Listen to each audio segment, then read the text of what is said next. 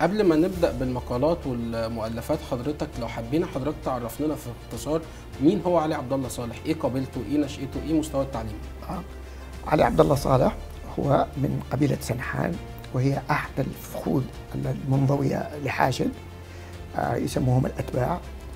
وهو ابن فلاح، وتعلم في المدرسة الأحمدية اللي هو يعني مدرسة السنة ابتدائي، ولم يكن من أسرة مشيخية، كان مواطن عادي جدا، وحاول أن يستقوي باسم إضافي اللي هو بيت الأحمر، وهو لا ينتمي إليهم ولا ينتمون إليه، على اعتبار أنهم قبيلتين مختلفتين تماما. يعني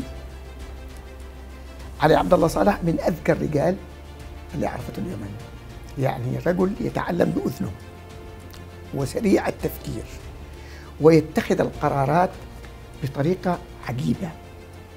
يعني لا يمكن يعني الحاصلين على الدكتوراه في العلوم السياسية وفي العلوم الاجتماعية يمكنهم أن يقودوا بلد ويقودوا مجتمع بهذاك التنوع. المجتمع اليمني متنوع جدا وفيه تعارضات عجيبة، ويقود المجتمع ودائما يمتلك قاعدة شعبية يركن إليها. هو عسكري من الطراز الجيد،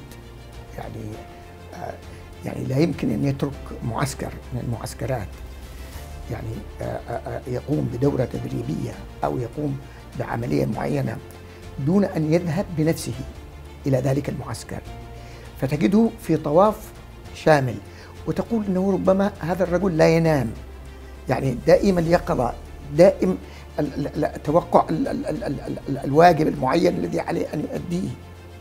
آخر منصب عسكري تقلده كان إيه؟ مشير، كان مشير. مشير.